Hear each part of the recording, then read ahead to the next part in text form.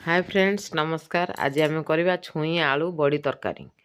मु कड़े किसी पानी नहीं गरम कर नहीं से छुई आलू को काटिकी सिझापी छाड़ी देछि। छुई आलू आमर ये अधा सिझी गला तेबे ताकू गोटे प्लेट को काढ़ी नेबा। एबे कड़े दे से किसी सोरिष तेल दे गरम करनेबा।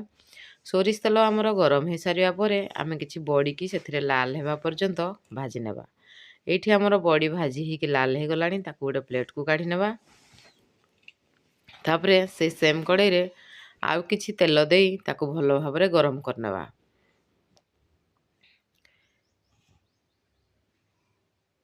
एबे आमे सेथिरे किछि सोरिष आउ सुखिला लंका फुटे देबा। एबे काटिकी रखिथिबा प्याज को सेथिरे देई लाल हेबा पर्यंत भाजी नेबा।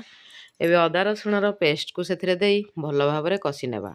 मसला हमरो टिके कसी हे गला परे आमे सेथिरे लंका गुंड आउ हळदी गुंड दे देई आउ किछि समय पर्यंत भलो भाबरे मिसई नेबा। एबे आमे सेथिरे किछि जीरा पाउडर गरम मसला पाउडर दे देबा आउ भलो भाबरे भाजी नेबा। एबे सेथिरे काटिकी रखिथिबा दुईटी बड़ साइज रो टमाटो को दे देबा आउ स्वाद अनुसार लूण देई ताको आउ टिके भलो भाबरे गोळे नेबा। एठी हमर मसला ऑलरेडी हे सारलाणी। आमे सिझेई की रखिथिबा आलू आउ छुई को सेथिरे दे देबा। एबे झोल पई सेथिरे आवश्यक परिमाण रो पानी दे देबा आउ ताकू 5 मिनिट पई कवर करि नेबा। एठी हमर पानी देवार 5 मिनिट हो गलानी। एबे सेथिरे भाजिकी रखिथिबा बड़ी गुड़ी को पकई देई आउ किछि समय घोड़े नेबा।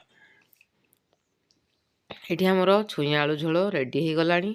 एबे काटिकी रखिथिबा धनिया पत्र को पकई गरम गरम परसी देबा छुई आलू बड़ी तरकारी।